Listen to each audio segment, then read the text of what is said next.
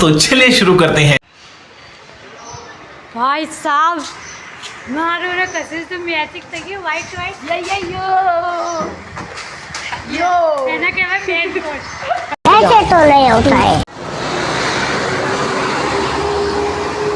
એ સંગો college પહોંચી ગયા છીએ.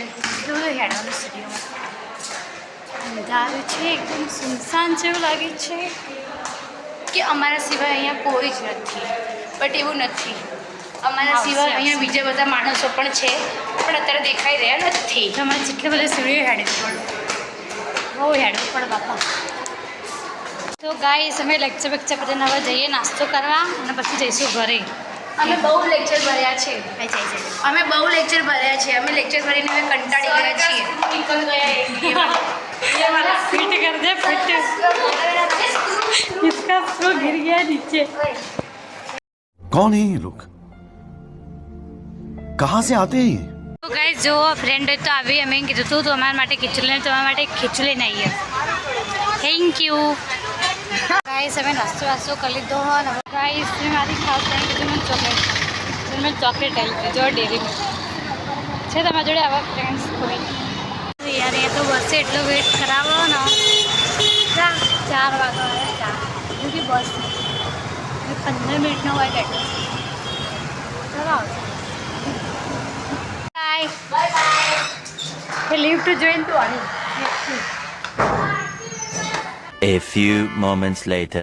તો ગાઈસ ઘેર કોઈ નહીં, હું એકલી જ છું કારણ કે મને હાલ ઊંઘીને ઉઠ્યું કારણ કે કોલેજથી અડાચા રહી હતી એટલે અને જો ઉઠીને જોયું તો ઘેર કોઈ હદ નહીં, હું એકલી જ છું ઘેર. મને ખાલી એટલું ખબર છે કે મને એટલું કહીને જઈએ કે તું કચરા વાણ કરી લે છે. તો આપણે જો જઈએ કચરા વાણ કરવા અને પછી વચવીએ કારણ કે કાલે પરીક્ષા મારે એટલે તો હવે તેવું લગ્ન બને રહેજો. ગાઈસ એક વાત કહું, रहा नहीं जाता, तड़प ही ऐसी है ना. મને એક સરપ્રાઈઝ મળ્યો કે મમ્મી વાહન ધોઈને છે, ખાલી મારે એકલો કચરો જ વાળવાનો. દિલ ગાર્ડન થઈ ગયું યાર.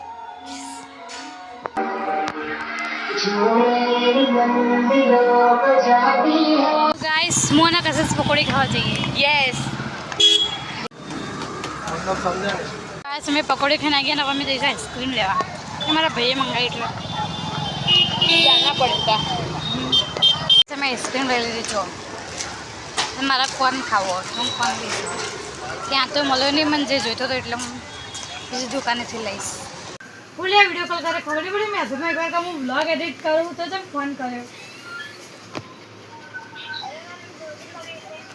પણ મેં કીધું જ કરી ને કેવડે ને આગળની લાઈન મૂક તો આગળ ખબર નહીં પડતી.